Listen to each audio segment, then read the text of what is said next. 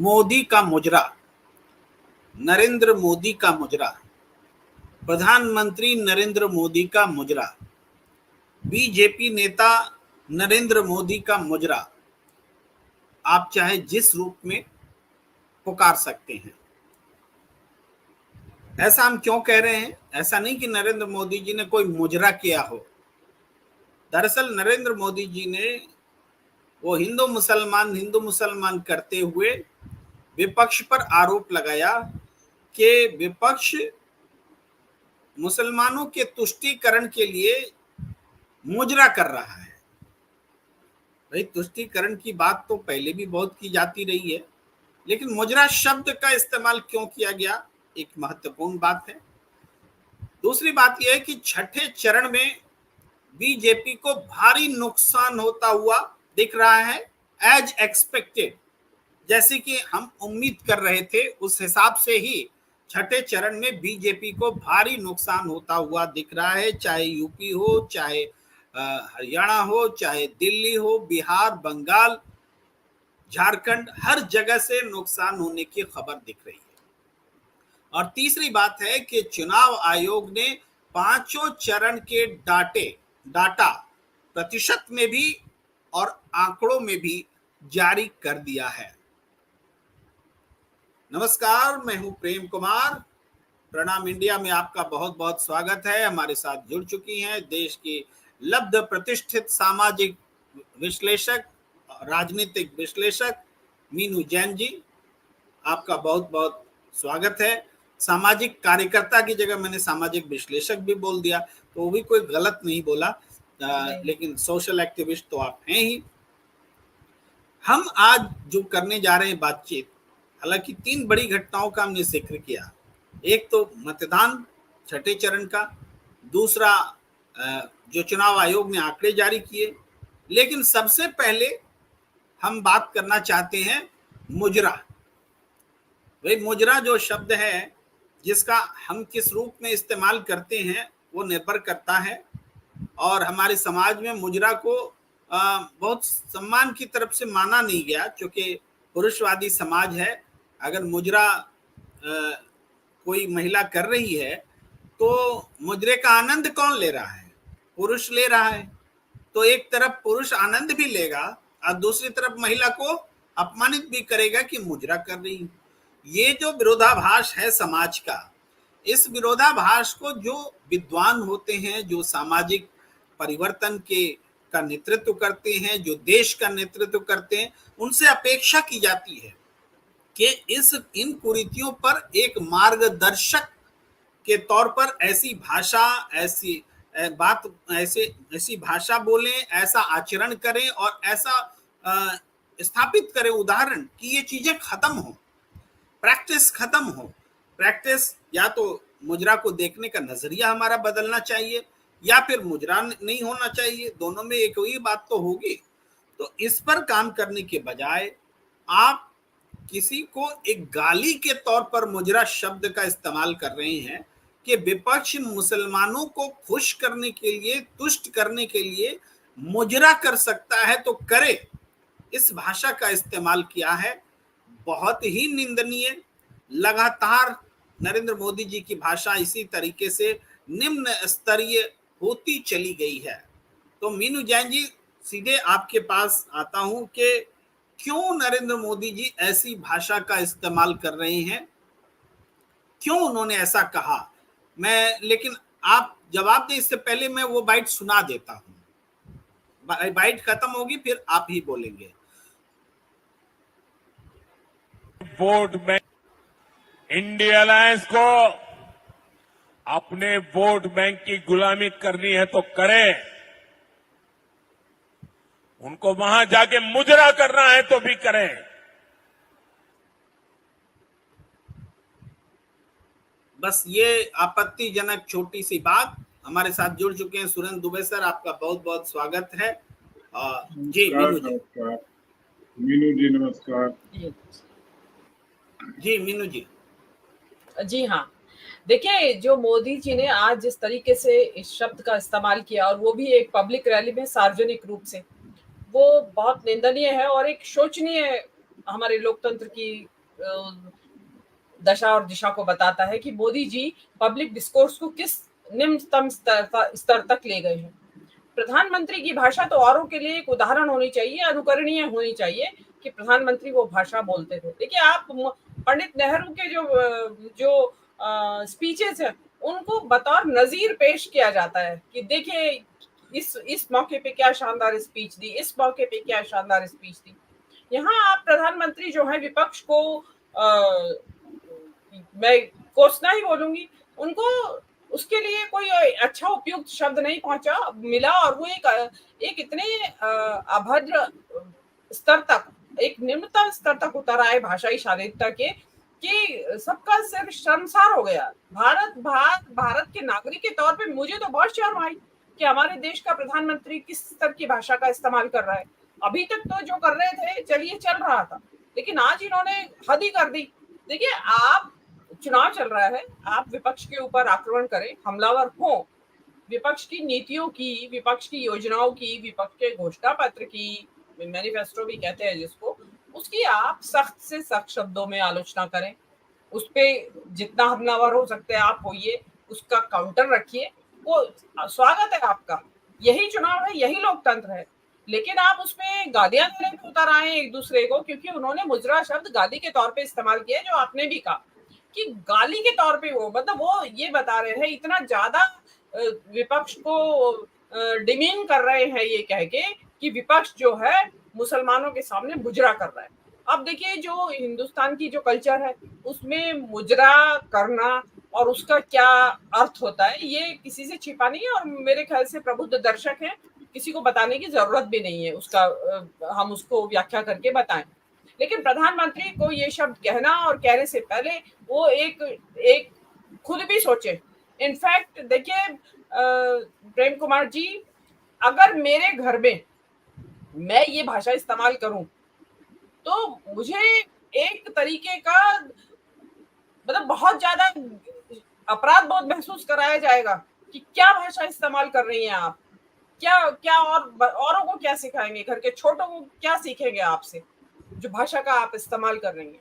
तो आप मोदी जी ने मुजरा इस्तेमाल किया है, हो सकता है कल को इससे भी कोई निचले स्तर का वर्ड इस्तेमाल कर ले वो, क्योंकि विपक्ष उनको फूटी आंख नहीं सुहाता है, वो विपक्ष को अपना दुश्मन मानते हैं, और दुश्मन मानते चाहते हैं कि विपक्ष को नेस्तनाबूद कर दिया जाए और इस देश की राजनीति के परिदृश्य से इनको मिटा दूं मैं, और उसके बाद मैं एक छत्र राज्य करूं राजा बन के।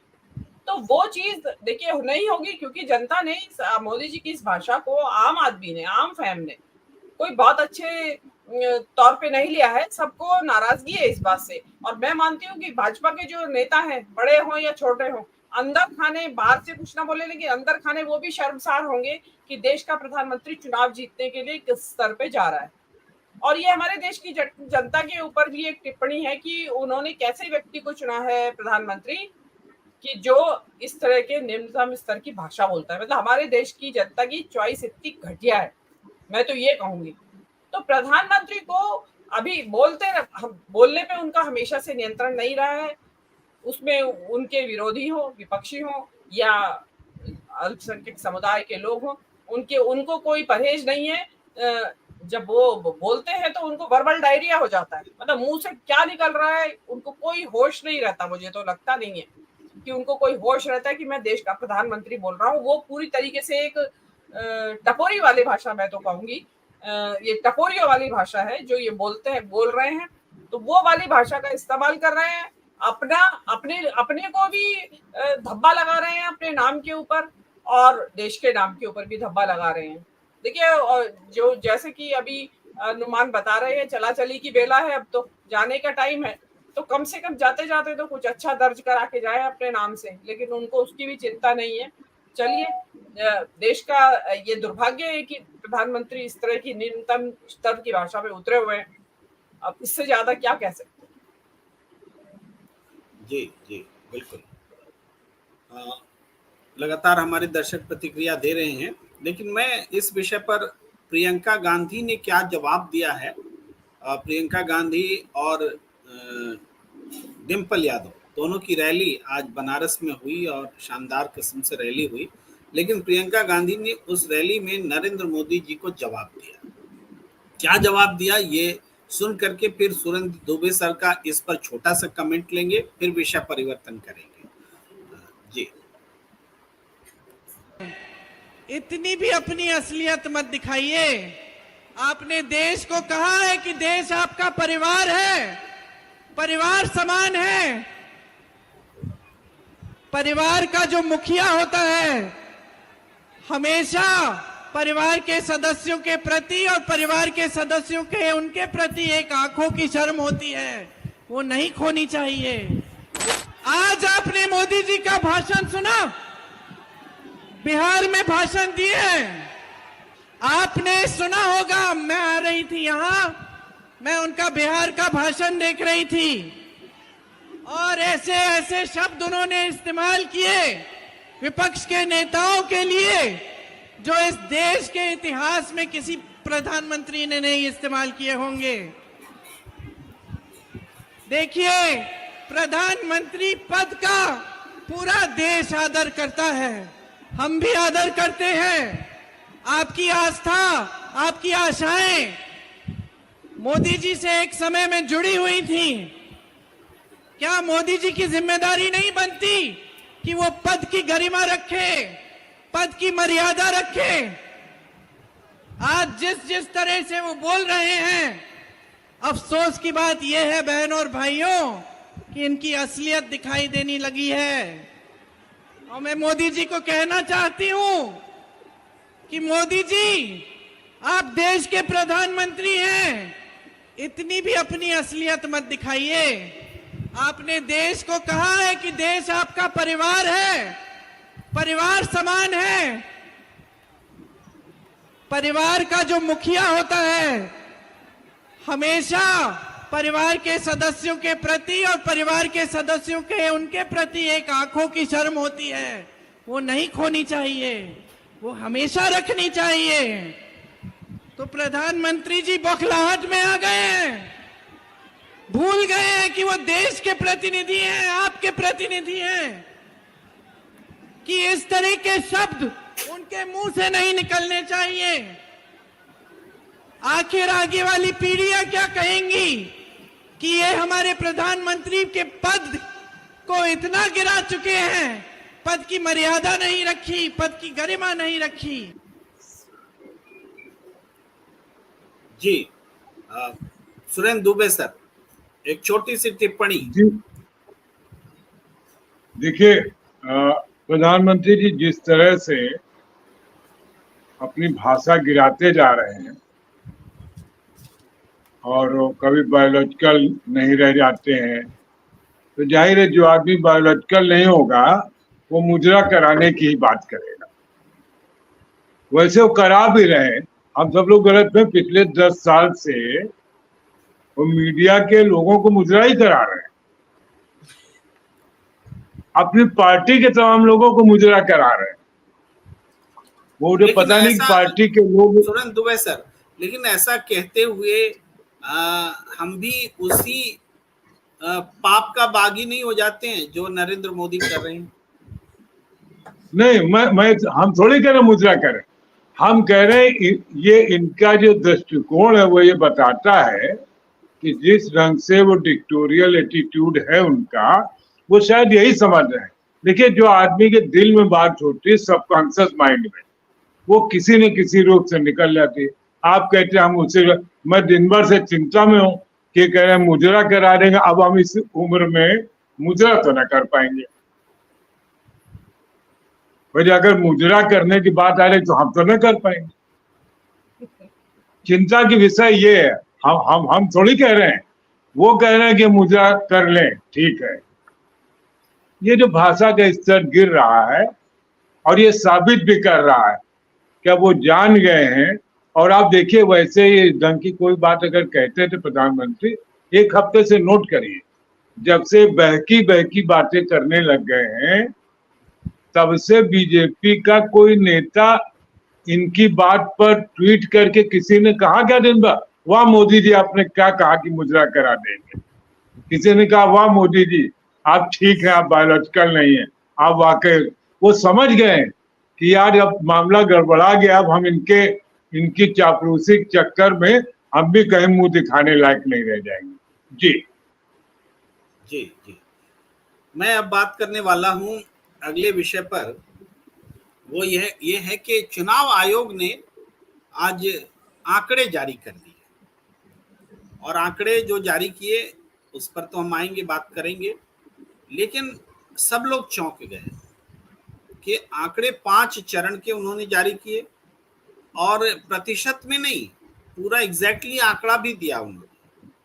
भाई, जब एसवाई कुरैशी पूर्व मुख्य चुनाव आयुक्त कह रहे थे कि आंकड़े आए तब तो प्रतिशत बता रहे हो, तो प्रतिशत ही क्यों बता रहे हो, आंकड़े क्यों नहीं बता रहे हो? ये बड़ा जेन्युइन प्रश्न था। लेकिन अभी बड़ा सवाल ये है कि सुप्रीम कोर्ट ने तो एक तरह से राहत दे दी थी चुनाव आयोग को, कोई पूछने वाला नहीं था, आंकड़े जारी करे ना करे, अब कहाँ जाए, जो चुनाव आयोग करेगा वो मानना पड़ेगा। ये स्थिति से हम लोग गुजर रहे थे। तो ऐसे में चुनाव आयोग एक अनएक्सपेक्टेड मतलब इंफॉर्मेशन लेकर के आ गया। इसके क्या कारण है, इस पर हम बात करेंगे, और इसकी ऐसा क्यों हुआ। लेकिन पहले हम देखें कि ये आंकड़े हैं क्या। ये देखिए, 5 चरण के जो आंकड़े जारी किए, पहले चरण में 16.63 करोड़ मतदाता वोट डालने वाले थे, 11 करोड़, प्रतिशत मतदान 66.14। दूसरे चरण में 15.86 मतदाता जिन्होंने वोट डाला, 10.58 करोड़, यानी 10.5 करोड़ से थोड़ा ज्यादा, और प्रतिशत मतदान 66.71। तीसरा चरण 17.24 करोड़ मतदाताओं में से 11.32 करोड़ ने वोट डाले, 65.68% मतदान हुआ। चौथे चरण में 17.70 करोड़ मतदाताओं में से 12.24 करोड़ मतदाता ने वोट किए, और 69.16% मतदान हुआ। और पांचवें चरण में 8.95 करोड़ मतदाताओं में से 5.57 करोड़ ने मतदान किया, यानी 62.20 मतदान हुआ। ये एक और आंकड़ा हम इसलिए दिखा रहे हैं, कंपैरेटिव आंकड़ा, कि पहले चरण में जो मतदान हुआ वो 69.96 और 66.14। ये प्रतिशत रूप में अगर हम देखें तो मैंने इसको ट्वीट किया था थोड़ी देर पहले आंकड़े निकाल करके, तो वो प्रतिशत रूप में ये होता है कि अच्छा, प्रतिशत आप स्वयं निकाल लेंगे, मुझे मिल नहीं रहा है, लेकिन 3.8 के करीब में यह प्रतिशत बैठता है। चरण 2 में देखें तो ये भी 3.5% का आंकड़ा है। ये गिरा है, मतदान गिरा है, 2019 के मुकाबले 2024 में कम मतदान हुए हैं। और तीसरे चरण में भी करीब 1.5% मतदान कम हुआ है, 66.89 से गिर करके 65.68। लेकिन चौथे चरण में लगभग बराबर हुआ, 0.04% ज्यादा मतदान हुआ। पांचवें में 0.19% मतदान ज्यादा हुआ, यानी चौथे पांचवें में भी ऑलमोस्ट बराबर है, बहुत ज्यादा मतदान नहीं है। लेकिन सबका जब हम रेशियो निकालते हैं कि कुल पांचों चरण में कितने मतदान ज्यादा हुए, तो ये लगभग 1.7 जाता है ऑलमोस्ट, यानी 1.7% मतदान 5 चरण में अब तक ज्यादा हुए हैं 2019 के मुकाबले। कम नहीं हुए, क्षमा कीजिए, कम हुए हैं मतदान 2019 के मुकाबले 1.7% वोटिंग कम हुई है, ज्यादा नहीं हुई है। ये आंकड़ों का मतलब है। अब ये इसका भी मतलब समझना होगा कि कम होने का मतलब क्या हो सकता है। बहुत ज्यादा कम नहीं हुआ, 1.7%। क्या 1.7% भी बहुत कम है? इस पर भी हम बात करेंगे, लेकिन सबसे पहले हम आना चाहेंगे कि ऐसा क्यों हुआ। सुरेंद्र दुबे सर, चुनाव आयोग को क्या ऐसा लग गया कि अब ये सरकार जा रही है? बहुत लोगों को लग रहा है कि अब सरकार जा रही है। इस सरकार ने आरएसएस का समर्थन खो दिया है, खुलेआम आरएसएस से समर्थन नहीं लेंगे ऐसा कहा है। अंदर खाने भी बात होती नहीं हुई, खुलकर हुई। इस सरकार में अंतर विरोध सामने आए हैं। बहुत सारी बातें हुई हैं योगी आदित्यनाथ के बारे में। अरविंद केजरीवाल ने क्या क्या नहीं कहा, किसी ने कोई खंडन नहीं किया। तो लेकिन चुनाव आयोग ने क्या समय को समझ लिया? जी जी प्रेम कुमार जी, आज दिन में चुनाव आयुक्त जो है राजीव कुमार, वो ANI को एक बाइट दे रहे थे जी जिसमें उन्होंने कहा कि लोग गलत सोच रहे हैं कि कुछ छिपाया जा रहा, मैं कुछ छिपा नहीं रहा हूं। और भी ऐसी बात है जो बाद में बताऊंगा चुनाव के बाद। हाँ, वो बाइट एग्जैक्ट आप ढूंढिएगा तो एग्जैक्ट शब्द नहीं याद आ रहे मुझे, दिन की थी ANI की बाइट। उसी समय लगा कि कुछ मामला गड़बड़ है। और गड़बड़ क्या, देखिए, मुख्य चुनाव आयुक्त से ज्यादा किसको पता होगा कि सरकार जा रही कि रह रही। वो भी ऐसा मुख्य चुनाव आयुक्त जो एक तरह से सरकार का ही अंग बना हुआ है, तो उनको इंटरनल खबर तो होगी। आज जब छठा चरण है तो समझिए बचा क्या। इनफैक्ट सातवें चरण की कोई जरूरत ही नहीं, जिसको जीतना जीत गया, जिसको हारना वो हार गया। 6 चरण में सरकार बन गई या बिगड़ गई। तो अपनी फेस सेविंग के लिए कि बाद में प्रेस कॉन्फ्रेंस करके कहेंगे कि विपक्ष के लोग बिला वजह मेरे ऊपर आरोप लगा रहे थे, चिंतित थे। देखिए, मैंने तो सारी बातें बता दी। और ये कोर्ट में कह रहे थे ये काम बड़ा कठिन है, पूरे आंकड़े देना। असली बात कहाँ, ये पकड़ने की बात। इन्होंने जो एफिडेविट दिया कोर्ट में, सुप्रीम कोर्ट में, उसमें कहा कि बड़ा मुश्किल काम है। और उससे ज्यादा बुद्धिमत्तापूर्ण जवाब दिया सुप्रीम कोर्ट की बेंच ने, वैकेशन बेंच ने, कि अगर इनको हम कह देंगे कि पूरे आंकड़े डाल दीजिए तो बहुत काम बढ़ जाएगा, तमाम स्टाफ रखना पड़ जाएगा। मुझे पहली बार पता चला कि सुप्रीम कोर्ट ये भी चिंता करती कि अगर हम जांच कोई करेंगे तो ये पता करें कि इनके पास स्टाफ है कि नहीं। ये तो अच्छा हुआ कि ये नहीं कह दिया कि पता नहीं पैसे हैं कि नहीं सरकार के पास। लेकिन मुख्य चुनाव आयोग तो दांव दे गए, उन्होंने 24 घंटे नहीं बीते और आंकड़े दे दिए। जबकि यही बात अगर वो सुप्रीम कोर्ट कह देती तो उसकी इज्जत भी बढ़ती। लेकिन एक फायदा विपक्ष को इसका हुआ, इससे लोग और चिढ़ गए। क्या अब ये होगा कि बगैर मतलब वोटर बताए प्रतिशत बताया जाएगा? अब तो साफ साफ उन्होंने बता दिया कि कितने % क्या हो रहा है। अब इसमें कोई अगर ऐसा गेम है कि कहीं EVM रखे हुए वहां वोट डाल रहे फिर बता रहे, मुझे ऐसा नहीं लगता है। जब इतना साफ होगा तो 17C पर भी आप देख लीजिएगा, छठे चरण तक ये कोई स्पष्टीकरण अपना देंगे। अब वो ब्रीदर तलाश रहे हैं। मैंने कहा था कि ब्रीदर शायद सुप्रीम कोर्ट दे, और सुप्रीम कोर्ट के बजाय इसी स्वयं ब्रीदर तलाश रहा कि भैया हमें नहीं फंसना है, हमको इसी देश में रहना है। जी जी जी मीनू जी, आप इस घटना को कैसे देखती हैं? क्योंकि हमारे दर्शक तो लगातार इस पर चाह रहे हैं बात करना, और एक दो लोगों ने तो टिप्पणी भी की थी, टिप्पणी थोड़ी पीछे हो गई है तो मैं अभी दिखाऊंगा, ये बात करूंगा। लेकिन मीनू जी, आप कैसे इस घटना को देखती हैं? जी जी देखिए, कल जब ये निर्णय आया तो इस देश का जो आम जनता थी वो बहुत निराश हुई। और सोशल मीडिया के ऊपर, क्योंकि एक प्लेटफॉर्म ऐसा है जहां आम जनता भी अपना बेरोक टोक उनके मन की बात कह सकती है, लिख सकती है, लिख के जाहिर करती है। तो वहां पे अधिकतर लोग जो थे अपनी नाराजगी जाहिर कर रहे थे, और सुप्रीम कोर्ट के इस निर्णय से उनको इनफैक्ट आलोचना की अधिकतर लोगों ने, बगैर किसी डर के कि चाहे हमारे ऊपर कोर्ट की अवमानना का आरोप लगे, लेकिन हम इस निर्णय से सहमत नहीं है।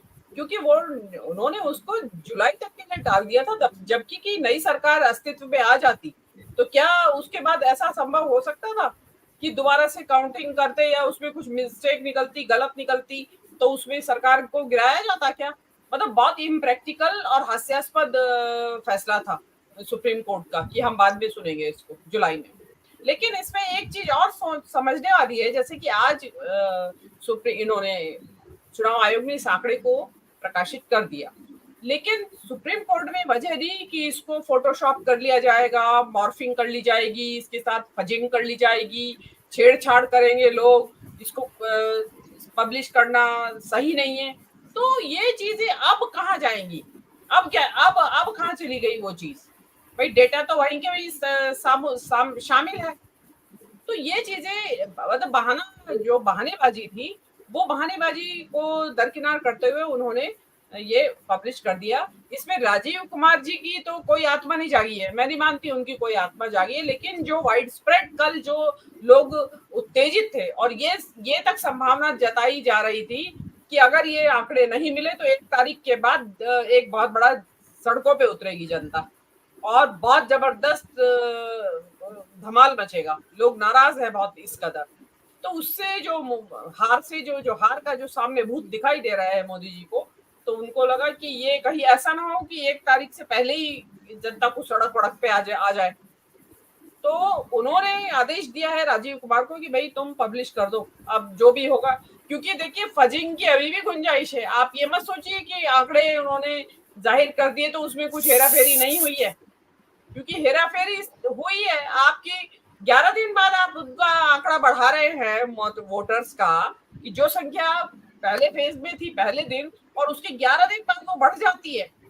तो आप इसमें भी मान के चलिए कि हेराफेरी तो हुई भी है इसके अंदर भी, लेकिन क्योंकि विपक्ष के पास एक अभी एक टूल है फॉर्म 17C का, कि वो उससे मिलान कर सकते हैं अपने राज्यवार और जो भी बूथवार है। अगर उनके पास उनके पोलिंग एजेंट्स थे सभी ने, जैसे कि तमिलनाडु के सभी जो अब क्या है ना मीनू जी, एक बात क्या है, ये हर स्टेट वाइज इन्होंने आंकड़ा जारी कर दिया है, ठीक है, और इवन लोकसभा के हिसाब से भी इन्होंने जारी कर दिया है, तो वो बहुत लंबा चौड़ा आंकड़ा है पूरा। तो इसको कोई भी अपने फॉर्म 16C से मिला सकता है। यही तो देश चाह रहा था कि फॉर्म C से गलत कोई आंकड़ा तो नहीं आ रहा है, तो ये आंकड़ा अगर मैच करेगा तो कोई डाउट नहीं, मैच नहीं करेगा तो डाउट होगा कि 1,07,00,000 वोटिंग कैसे बढ़ गई। तो ये चीजें आने वाले समय में अब पता लगेंगी। अभी तुरंत रिएक्शन नहीं आए हैं, लेकिन रिएक्शन आएंगे ऐसा लगता है और चीजें साफ होंगी। तो ये देश डिमांड कर रहा था। जी मीनू जी देखिए, अब क्योंकि आंकड़ा जाहिर हुआ है तो अब देश आज के आंकड़े आए हैं क्या? आज के आंकड़े दिए छठे मतदान के? नहीं, आज के आंकड़े टर्नआउट में आए हैं कितने परसेंट, लेकिन फाइनल आंकड़े अभी नहीं है। फाइनल आंकड़े नहीं है। ऐसे तो वोटर टर्नआउट में हर दिन आता है, वो आंकड़े हैं जिसको हमने अभी बताया नहीं, कोई बहुत महत्वपूर्ण बात नहीं, वो जानकारी सबके पास में है। असल तो फाइनल आंकड़े होंगे। जी मेरा ये कहना है कि क्योंकि अभी चुनाव आयोग ने नंबर ऑफ वोटर्स मतलब मतदाताओं की संख्या को प्रतिशत में भी और अदरवाइज पूरी संख्या की कितने मतदाता हैं और कितने मतदाताओं ने वोट दिया किसी भी राज्य में वोट की संख्या जो बताई है। अब मेरे ख्याल से देखिए, जैसे इलेक्टोरल बॉन्ड में लोगों ने सुओ मोटो अपने आप से ही संज्ञान लिया और कईयों ने वॉलंटियर किया और उन्होंने निकाल के दिया कि भाई देखिए फला कंपनी ने को इस दिन पे ये एक कॉन्ट्रैक्ट मिला और उस दिन उसने चंदा दिया, या फला कंपनी के ऊपर एक बाइट सुनाना चाहता हूँ, CJI की बाइट है, इम्पोर्टेंट है।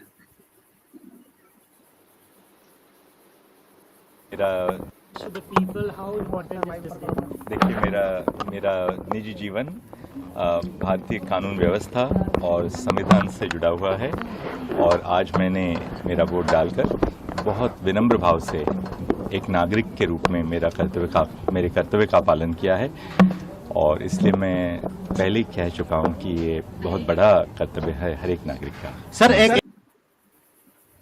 एक्चुअली मैं दूसरा बाइट सेलेक्ट कर गया गलती से और उसकी हेडलाइन भी सही नहीं थी, क्षमा मांगता हूँ, वो तैयार करने में दिक्कत हुई। तो ये वोट देने के बाद की बाइट है। तो इस बार वो मतदान से संबंधित भी सवाल किए जा रहे थे जिसका उन्होंने प्रॉपर जवाब देने से वो बचे थे। मैंने उस बाइट को जान करके ये दिखाना चाहा था। जी मीनू जी, अपनी बात पूरी कीजिए। हाँ जी। तो क्योंकि अब आंकड़ा जाहिर हो गया है और उपलब्ध है आम फहम के लिए, तो अब मेरे ख्याल से जो राजनीतिक दल है उसमें गठबंधन को छोड़ दीजिए, अलग अलग समझ लीजिए। हर एक राजनीतिक दल को अपने पोलिंग एजेंट के जो के जरिए जो फॉर्म 17C है उसके आंकड़े और इनका एक जगह कंपाइलेशन करके, क्योंकि इसमें कोई बहुत मुश्किल काम नहीं है, ये आज के कंप्यूटर युग में, डिजिटल युग में मिनटों का काम है, आधा घंटा, पौना घंटा, 1 घंटा उसका काम है, और उनको मिलान कर लेना चाहिए अभी, ताकि जनता में विश्वास पैदा हो कि जिन्होंने वोट दिया वो दर्ज हुआ, जो और सही दर्ज हुआ, कि नंबर जो है सही है, ताकि जनता इस परेशानी में ना रहे 1 तारीख के बाद 4 तारीख तक सांसें ना अटकी रहे जनता की, कि पता नहीं क्या होगा 4 तारीख को, पता नहीं क्या होगा, झूठ आएगा कि सच आएगा। तो लोगों को वो चीज, मेरे हिसाब से इस टाइम विपक्षी नेताओं को चुनाव प्रचार के साथ साथ, देखिए अब लास्ट फेज में पहुंच गया है चुनाव प्रचार और सीटें भी कम रह गई हैं, तो अपेक्षाकृत अब फ्री हैं जो विपक्षी दलों के नेता हैं, तो अब उनको इस चीज की थोड़ा, क्योंकि चुनाव आयोग तो पूरा आपको करके देगा नहीं, उन्होंने तो जितना करना ना कर दिया है। अब हो सकता है कि वो 1 तारीख की शाम को बहुत ही डिटेल पब्लिश कर दे, लेकिन तब तक पब्लिक को विपक्षी दलों की तरफ से पूरी इसकी कंफर्मेशन, जैसे कंफर्म डाटा, मैच किया हुआ डाटा पब्लिश करना चाहिए अपना अपना, जैसा कि तमिलनाडु में डीएमके पार्टी ने किया है। जी हर्षित सिंह जी लिख रहे हैं कि आप पीडीएफ देखिए, उसमें क्लियर लिखा है कि पोस्टल बैलेट का आंकड़ा इंक्लूडेड नहीं है। मैंने देखा नहीं है, मैं देखूंगा। अगर आपने देखा है तो फिर ये पॉइंट है कि फिर इस आंकड़े में वो मामूली संशोधन होगा, जो जैसे 85 साल से जो ज़्यादा मतदाता होते हैं, जो आमतौर पर किसी लोकसभा कंस्टिट्यूएंसी में कुछ हजार में होते हैं, ऐसा नहीं कि लाख में होते हैं, तो इस तरीके से वो कुछ आंकड़े, उसमें से भी वोट कितना जाता है उस पर निर्भर करता है, तो वो पोस्टल बैलेट जो है उस हिसाब से वो आंकड़े बदल सकते हैं, ये हो सकता है, लेकिन मोटे तौर पर बहुत आंकड़ा बदलेगा ऐसा नहीं है। जैसन फ्रांसिस जी लिख रहे हैं कि Prem ji, on a lighter note, you are looking cool with your white cream shirt. Aggressive वाला कलर भी हमें लगता पहनना हो गया, कूल लग रहे हैं। लोग हमें कूल देखना नहीं पसंद करते, दिक्कत यह है। पसंद करते अमरीक सिंह जी लिख रहे हैं, आस्तीन का सांप है योगेंद्र यादव एंड प्रशांत कुमार जी। किरण जांकवार जी लिख रहे हैं, चंद्रचूड़ जी क्या बोले कुछ समझ नहीं आया। वो एक्चुअली वोटिंग को लेकर के वो बता रहे थे कि यह धर्म है, कर्तव्य है, सबको करना चाहिए, जागरूक होना चाहिए सब। मैं एक दूसरी बाइट सुनाना चाह रहा था, गलती से वो नॉर्मल बाइट सुना गया था, उसका कोई महत्व नहीं जो हमने सुनाया। जैसन फ्रांसिस जी लिख रहे हैं, north star has failed as master of roster. अच्छा, वो उन्हीं पर टिप्पणी है। या looking cool in white shirt, Harshit Singh भी सहमत है इस बात से। बड़े बड़े जज कुछ नहीं कर सकते तो आप हम क्या कर सकते चर्चा के सिवाय। बस ये जो बात किरण जी ने कही है ना, अब हमें बोलना पड़ेगा। अब हम चुप थे, आप हमने एक तरह से आप ये कर दिया, इग्नाइट कर दिया हमें। देखिए, हम चर्चा से कुछ नहीं होता है, आप हम क्या कर लेंगे। जो इलेक्शन कमीशन ने किया है वो जजेज नहीं कर सके, वो चर्चाओं ने किया है। अभी हम मीनू जी बात कर रहे थे, मैंने इस शो से शुरू होने से पहले 1-2 लाइन जो हमारी बीच बात हुई थी वो यही हुई थी कि जो विमर्श बना पूरे देश में और जो एक आशंका पैदा हुई, हमारे दर्शक भी कह रहे थे कि अगर ये चीजें नहीं आती तो जनता में गुस्सा बढ़ रहा था। गुस्सा जब बढ़ता है तो ऐसा नहीं कि गंभीर बातों पर गुस्सा फूटता है जनता का, बहुत छोटी सी बात पे गुस्सा फूट जाएगा और बहुत बड़ा एजिटेशन हो जाएगा, ये समझ लीजिए।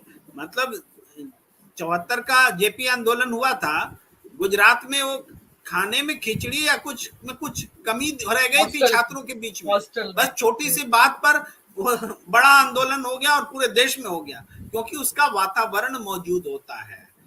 ये वातावरण तैयार है। हालांकि बहुत पहले से राहुल गांधी बोला करते थे कि देश में केरोसिन छिड़का हुआ है, लेकिन हमें तो लगता है कि मोहब्बत की यात्राओं ने कम से कम उस माहौल को अभी ठंडा कर रखा है। अभी दूसरे किस्म की बेचैनी जनता में दिख रही है और हम लोग लगातार बात कर रहे हैं उस पर। सुरेंद्र दुबे सर, ये जो बदलाव हमें दिखा है, बस इस पे भी हम छोटी टिप्पणी मांगेंगे, क्योंकि हमें आना है छठे दौर के मतदान पर भी लौटना है, उस पर बात करना जरूरी है। तो ये जो दिख रहा है पब्लिक का मैं प्रेशर ये है। कह रहा हूँ, हाँ, जी जी मैं ये कह रहा हूँ जो जनता का दबाव है, आखिर वो चुनाव आयोग भी सारा सोशल मीडिया देखता है, कहीं ना कहीं उसको भी पूरी खबर रहती है और ब्यूरोक्रेट के सबसे पहले खबर रहती है कि किसकी सरकार आ रही है। हो सकता है मुख्य चुनाव, और ये मैं हो सकता है इसलिए कह रहा हूँ कि मैं वहां बैठा नहीं हूँ, ना मैं कोई जादूगर हूँ कि मुख्य चुनाव आयोग के मन की बात, तो हो सकता है मुख्य चुनाव आयोग को लगा कि यार ये जीत तो जाएंगे इंडिया अशोक गठबंधन शर्मा, अशोक सक्सेना जी की बात सुनिए। चुनाव आयुक्त राजीव कुमार की हेकड़ी निकल गई, समझ गए और मोदी को टाटा बाय बाय कर दिया है राजीव कुमार। ये हो सकता है कि ये थोड़ी एक्सट्रीम की टिप्पणी हो, लेकिन उसके करीब हो है, उस दिशा जो, में है। हाँ, जी जो जो मंतव्य उनका बिल्कुल सही है, जो लिखा वो हम उससे सहमत हैं। मैं ये कह रहा हूँ कि मुख्य चुनाव आयुक्त को ये समझ में आ गया होगा यार ये इंडिया गठबंधन वाले जीत जाएंगे, और अगर हम सारी क्लैरिटी से नहीं करेंगे तो हमारे ऊपर आरोप होगा कि ये बेईमान चुनाव आयोग, इसके बावजूद हम जीत गए। आप समझिए एक बात को, तो जो आदमी गलत पक्ष के साथ खड़ा होता है वो इस बात के लिए बहुत चिंतित रहता है कि यार हमको कोई ना कहने पाए। और जब सुप्रीम कोर्ट तो निकल गई बेंच ये कह करके, लेकिन जब उन्होंने मंथन किया होगा तो इसीलिए मैंने कहा कि वो देखिए एएनआई की बाइट मिल जाए तो देखिए वो आपको सुबह ही बता देगी कि हाँ ये कुछ दाल में काला है। तो वो उसी समय मुझे लगा कि कोई डेवलपमेंट हो सकता। मुझे ऐसा लग रहा है कि चुनाव आयुक्त, मुख्य चुनाव आयोग मतलब टोटल जनता के सामने ये कहना चाहेगा अंततः 4 जून के पहले कि देखिए आप लोग, और यही उन्होंने एएनआई की बाइट में कहा कि जो शक और आशंकाएं मैं बता रहा हूं गलत साबित होंगी बिला वजह की, तो वो ये अपना सब करके साबित करेंगे कि तुम लोग बिला वजह हम पर शक कर रहे थे, हम तो बिल्कुल दूध के धुले आदमी हैं। अभी मुझे लगता है, और वो उसका एक कारण तमिलनाडु में जो डीएमके ने किया कि उनके सारे एजेंट से लेकर के और 74-17 से लोड कर दिया। मध्य प्रदेश में जीतू पटवारी ने अपने सारे चुनाव एजेंटों को कह दिया है कि आप 17C को देख करके और पूरा मतलब मतगणना के दिन मशीनों का नंबर और ये जो जो सब रहता है सब जगह दस्तखत होते हैं एजेंट के, सब करिए।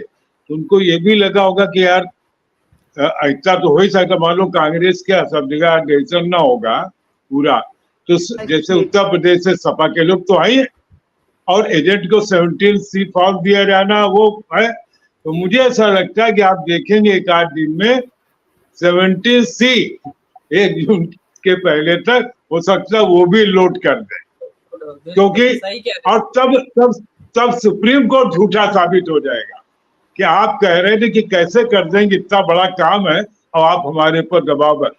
सुप्रीम कोर्ट को खुद ही उन्होंने तमाचा लगा दिया मुख्य आयुक्त ने डेटा दे करके, वरना ये वहां कह सकता है कि देखिए हम ये डेटा दिए दे रहे, 17C को हम सोच रहे हैं कि न दे, इसमें फोटो खींच लेंगे। अरे काहे फोटो खींच लेंगे, जो पब्लिक डॉक्यूमेंट जो आप चुनाव एजेंट को दे रहे हैं जिसमें पूरा पड़ रहा वोट जहां रिकॉर्ड है, इसमें छिपा क्या है, कोई हिडन एजेंडा थोड़ी, इसीलिए 17C फॉर्म बनाया गया। तो आप ये समझिए, और वो जो सज्जन कह रहे हैं कि उनकी हेकड़ी निकल गई है, मैं उस शब्द का इस्तेमाल नहीं कर रहा हूं, मैं उसको अभी ये कह रहा हूं कि धीरे धीरे बदले बदले मेरे सरकार नजर आते हैं, तो उनको भी लग रहा है कि कुछ हमको बहुत ज्यादा हमारी गुंजाइश बची नहीं। हमारे दर्शक कुछ जानकारी मांग रहे हैं, मैं चाहता हूं कि थोड़ा सा बता दूं कि 5 चरणों में कहां कितना मतदान हुआ, वो आंकड़ों में वो फिगर रख दो कि पहले चरण में 16 करोड़ 63 लाख मतदाता, 16 करोड़ 63 लाख 86,344 मतदाता थे, और कुल मिलाकर 11 करोड़ 52,103 लोगों ने अपने मताधिकार का इस्तेमाल किया और वो प्रतिशत 66.14 रहा। दूसरे चरण में मतदान हुआ 15 करोड़ 86 लाख से 86,45,484। हम मोटे तौर पर पढ़ दे रहे हैं कितना मतदाता में से 10 करोड़ 58 लाख ने मतदान किया। तो आप देखिए 11 करोड़, 10 करोड़, 21 करोड़, 21, 11, 32 करोड़, 32, 17, 39 करोड़, 39 और 5, 44 करोड़, और इधर सब जोड़ेंगे तो 1.5 करोड़ और करीब 45.5 करोड़ मोटे तौर पर दिखता है। लमसम ऐसे जोड़ते हैं तो 45-47 करोड़ दिखता है। इसको एग्जैक्टली जोड़ना पड़ेगा, मैंने जोड़ कर नहीं रखा, अब जोड़ने में थोड़ा टाइम लग जाएगा। तो ये 5 चरण का आंकड़ा है।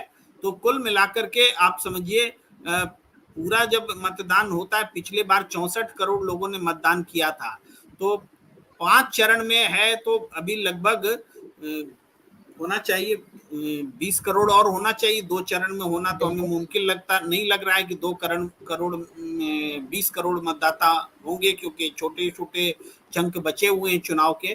तो पिछले बार से मतदान कम होगा, ये तो पक्का दिख रहा है और आंकड़ों में भी दिख रहा है।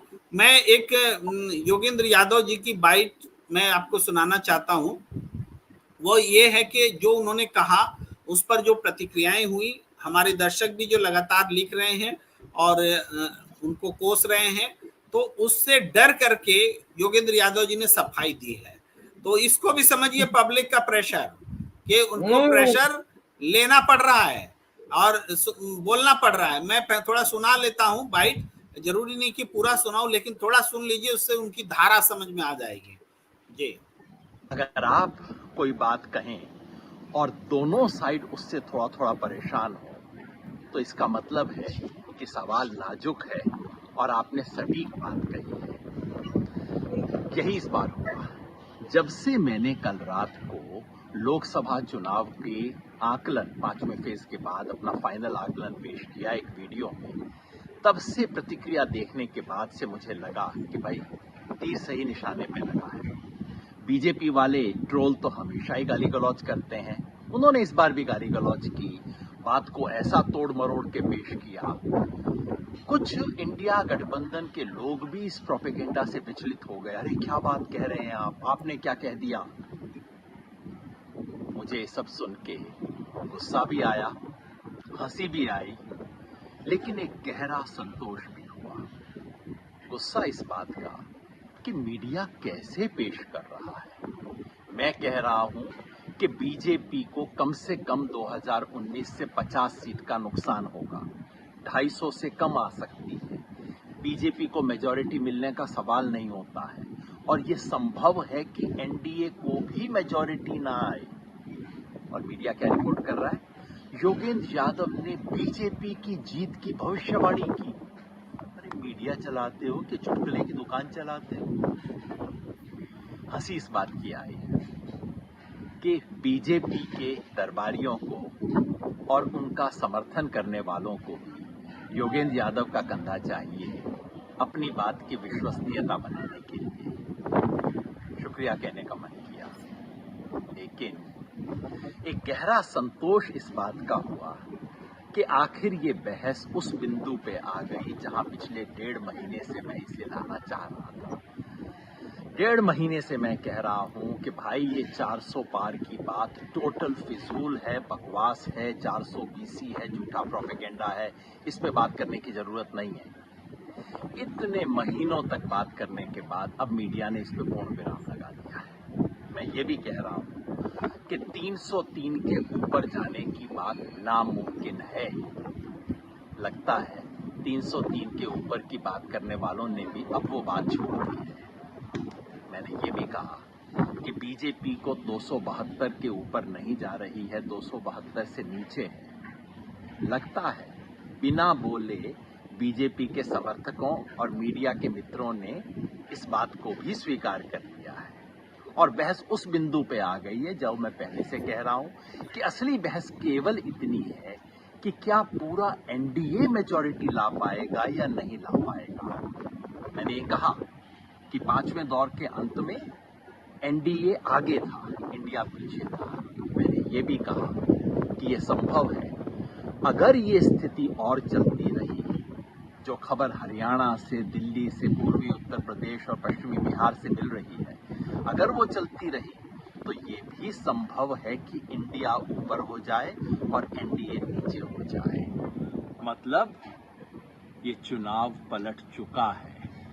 ये सरकारी और दरबारी मीडिया के प्रोपेगेंडा से सावधान।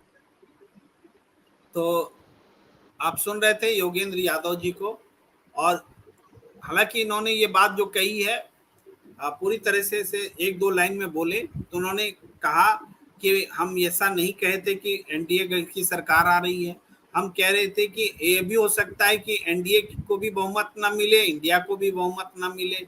लेकिन बात क्या है कि आपने जो रेंज दिया ना, लोअर रेंज और अपर रेंज, उसका मिड भी निकालते हैं तो 272 पहुंच जाता है। तो उसका तो मतलब हुआ ना कि आप सरकार बना रहे हैं। इससे कोई लोअर रेंज क्यों लेगा? आपके विरोधियों ने आपका अपर रेंज लिया और आपको बताया कि आप बता रहे हैं कि एनडीए की सरकार बन रही है। तो इसमें मतलब निकालने वालों की गलती नहीं है, आपने इस तरीके से पेश ही किया कि इससे कोई मतलब जाए, इसलिए पूरा वातावरण आप पर संदेह कर रहा है। योगेंद्र यादव जी आप पर संदेह कर रहा है, और आपकी ये सफाई आपने जो कर दिया है उसकी नहीं है भरपाई। जी मीनू जैन जी। जी प्रेम कुमार जी, सबसे पहले तो आपकी बहस योगेंद्र यादव से करवाई जानी चाहिए ओपन टेलीविजन पे, क्योंकि आप जो कह रहे हैं और जो योगेंद्र यादव कह रहे हैं बिल्कुल ऑपोजिट कह रहे हैं। आप कुछ और बता रहे हैं और योगेंद्र यादव कुछ और बता रहे हैं। हाँ, एक जगह थोड़ी बहुत सहमति है कि आपने शायद 230 दे रहे हैं आप बीजेपी को, सॉरी एनडीए को 204 हाँ 204 सॉरी।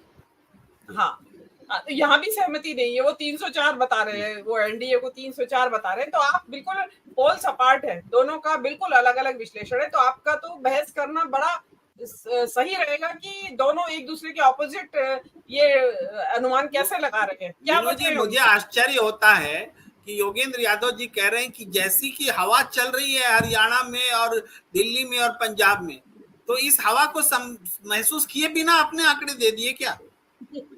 ये नहीं, आश्चर्य ये तो दबाव, ये तो प्रेम कुमार जी ये जो दबाव आया ना, बैकलैश, देखिए मैं आपको बताती हूँ जनता जिस मूड में आ रही है ना इस वक्त, एक तो गर्मी बहुत हो रही है, जनता के दिमाग में गर्मी हो रही है इस वक्त।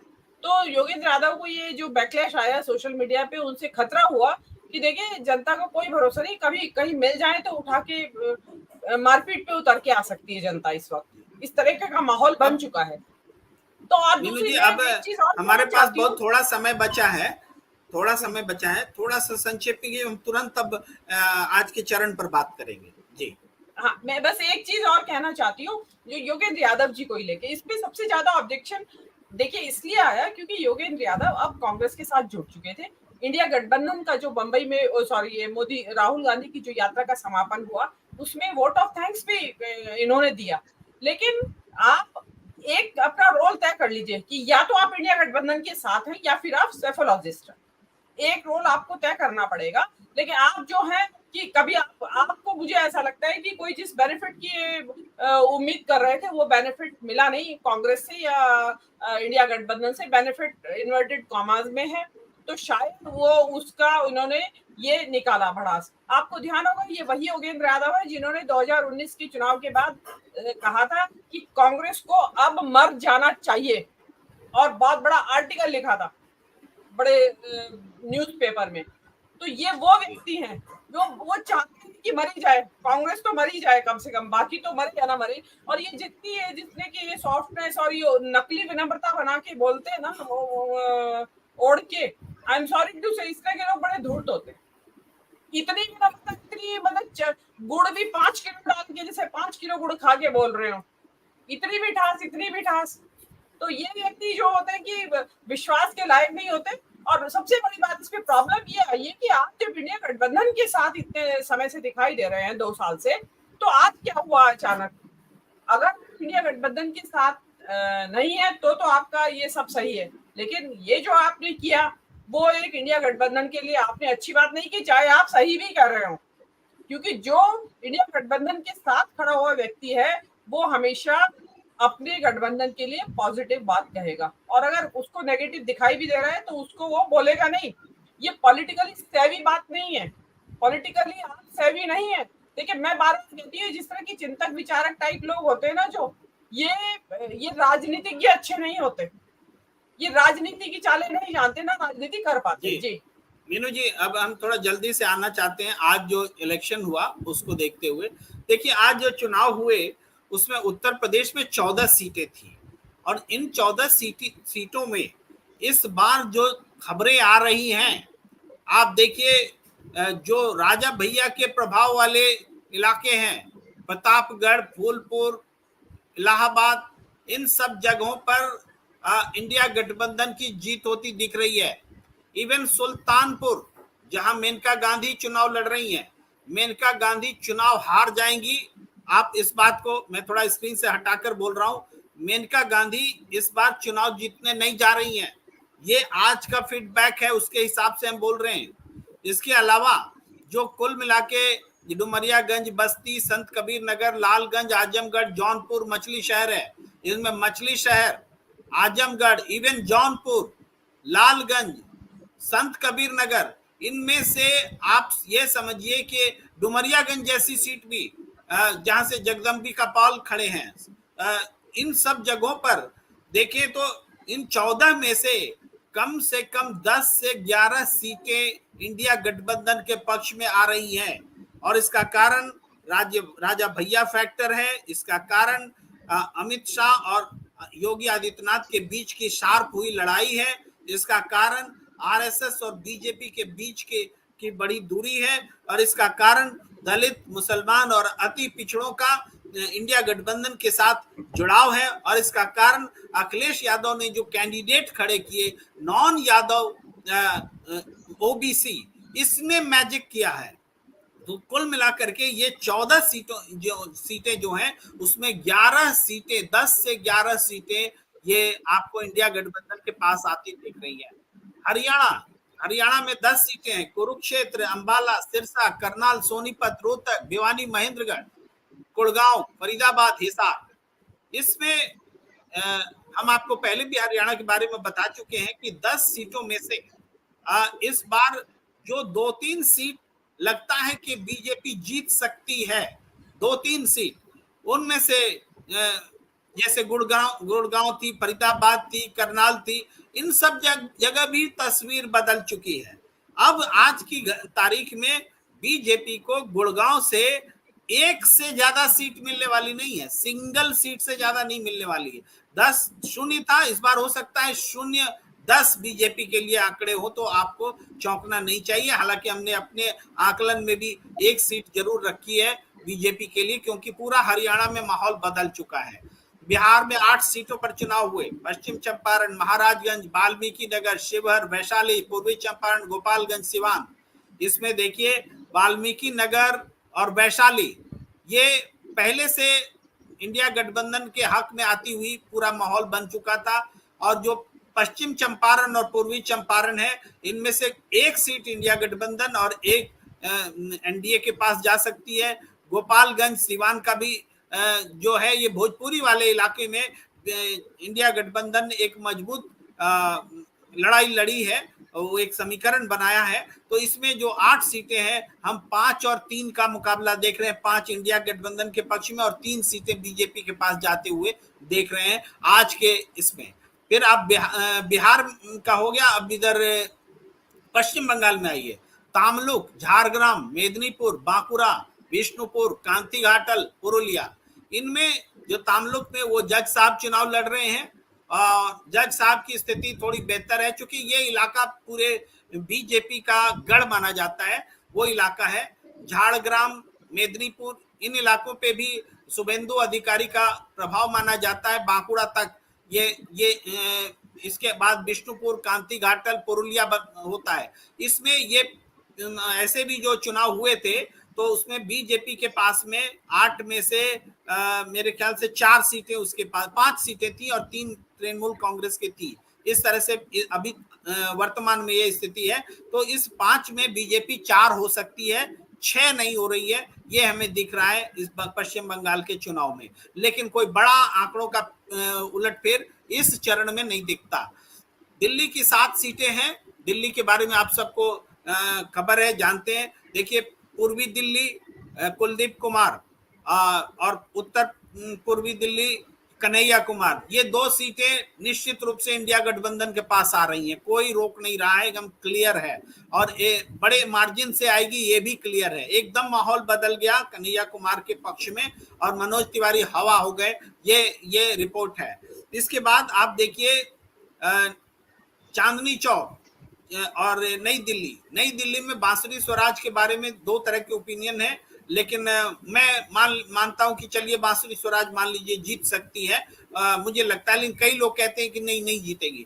तो 7 में बाकी सीटें जो हैं वो सब इंडिया गठबंधन के हक में आने वाली है। अधिक से अधिक अगर कोई जीतती है बीजेपी तो वो नई दिल्ली की सीट बांसुरी स्वराज की जीत सकती है, नहीं तो वो भी हार सकती है। ये दिल्ली का जो है स्थिति वो बता रहे हैं। उड़ीसा में जो 6 सीटें हैं, संबलपुर, क्योंझर, ढेंकनाल, कटक, पुरी, भुवनेश्वर, इसमें संबित पात्रा ने बना बनाया खेल जो है अपना बिगाड़ लिया। पूरी में वो निश्चित रूप से हार रहे हैं, पहले लगता था कि जीत सकते हैं, लेकिन वो बहुत बुरी तरीके से हार रहे हैं, क्योंकि लोगों ने उनको भगवान जगन्नाथ का बयान देने की वजह से उनको एक तरह से विलेन बना लिया। और बीजेडी को ज्यादातर सफलताएं इन इलाकों में मिलती दिख रही हैं, और चाहे संबलपुर हो, क्योंझर हो, कटक हो, पुरी हो, इसमें कांग्रेस के लिए गुंजाइश हमें नजर नहीं आती कि ये है। हालांकि त्रिकोणात्मक संघर्ष में 1-2 सीटों पर है, मगर जीतेंगे ऐसी उम्मीद नहीं है। इसके अलावा झारखंड में 4 सीट हैं, गिरिडीह, जमशेदपुर, धनबाद और कोडरमा। जिसमें मैं जमशेदपुर के बारे में बताऊं, जो मेरा शहर भी है, जमशेदपुर में ये हालत है कि इस इलाके में मैं रहता हूं वो पूरा आरएसएस और बीजेपी का गढ़ है, और आज से नहीं, मैंने बचपन से देखा है। और गढ़ है मतलब जबरदस्त गढ़ है, लेकिन वहां के बूथों से भी जो मुझे खबर मिली है, खबर ये कि भारतीय जनता पार्टी के प्रति कोई कार्यकर्ता निकला ही नहीं घर से, कार्यकर्ता घर से नहीं निकले, ये हमने देखा। तो इस वजह से और जो बाकी दूसरी रिपोर्ट है, एक तो जमशेदपुर ईस्ट और वेस्ट जो शहर का है, वहां पर वो टर्नआउट कम हुआ है, बाकी 4 कंस्टिट्यूएंसीज में ज्यादा टर्नआउट हुए हैं, और ये सारे सिम्टम्स इंडिया गठबंधन के झारखंड मुक्ति मोर्चा के जीतने वाले सिम्टम्स नजर आते हैं। तो जब रांची की सीट जरूर बीजेपी जीत रही है, रांची छोड़ के बाकी तीनों सीटें जो है ये इंडिया गठबंधन के हक में आने वाली है। रांची मैं शायद चौथी एक सीट बोलने में मुझसे गलती हो गई, रांची में चुनाव हो रहा था, तो रांची की सीट बीजेपी जीत सकती है, बाकी 3 जो है इंडिया गठबंधन के पक्ष में आने वाले। आज के आंकड़ों में ये हमें दिखता है, और बीजेपी को बड़ा लॉस होता हुआ नजर आ रहा है, जो कि 20 सीटों से ज्यादा का लॉस है। ये हम देख रहे हैं 40 में करीब 25 सीटें बीजेपी लूज कर रही है ओवरऑल आज के इसमें। तो आप समझ लीजिए कि कहां जा रहा है चुनाव। और अभी योगेंद्र यादव जी को समझ में नहीं आ रहा है कि वो कह रहे हैं कि देखना होगा कि हरियाणा में क्या होता है और दिल्ली में क्या होता है, वो भी आज के तारीख में वीडियो लगा के बोल रहे हैं। तो इसका मतलब है कि आप ईमानदारी से नहीं बोल रहे हैं, आपके पास सूचना तो होगी ही कि हरियाणा में क्या हवा है और दिल्ली में क्या हवा है। पूरे देश में हवा चल रही है बीजेपी के खिलाफ, तब तो नरेंद्र मोदी जी के मुंह से अनप शनप निकल रहा है। जी last comment Surendra Dubey sir और फिर मीनू जी, क्योंकि हम टाइम थोड़ा ओवर हो रहे हैं, लेकिन 1-1 मिनट 1.5 मिनट में आपने पूरा सीटवार पूरा बता दिया, और आप तो पहले से कह रहे हैं कि 304 है, छठे दौर का ही बता दिया कि कहाँ क्या हार सकते हैं। जैसे दिल्ली के बारे में मेरा ये ऐसा मानना कि 7 की 7 सीटें बीजेपी हार गई है। उत्तर प्रदेश में आपका बिल्कुल ठीक है, ये मतलब 2-3 अगर जीत जाए, और मेनका गांधी संकट में, इसीलिए 2 दिन पहले वो क्या कहते हैं वरुण गांधी वहां पहुंचे गली मोहल्ले में, कि हम अम्मा हैं, उनको वहां अम्मा लोग कहते हैं, और वो उसका कारण वही राजा भैया की वजह से 2 लोग सोनू सिंह, मोनू सिंह, जो वहां के दबंग हैं, वो बीजेपी से हट करके सपा के साथ आ गए। तो सपा को इस पूरे 5-6 सीट में एक साथ फायदा मिल रहा है। फिर डुमरियागंज वगैरह में जहाँ शंकर तिवारी के बेटे लड़ रहे हैं, वहाँ ब्राह्मणों के खिलाफ योगी जी ने कुछ कह दिया है, उससे ब्राह्मण नाराज हो गए। और पूर्वांचल में ब्राह्मण वर्सेस ठाकुर आज से नहीं, जब मैं 75 में गोरखपुर था तब से चलता था कि जो ब्राह्मण और शंकर तिवारी के साथ है जो ठाकुर है, तो उस समय जो नेता था उस समय को दूसरे थे, उनके मर्डर हो गया।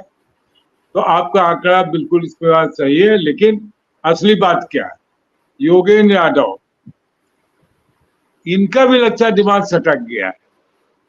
बड़े भारी साइकोलॉजिस्ट से, बड़े भारी मतलब एनालिस्ट हैं, बड़ी अच्छी अच्छी बातें करते हैं।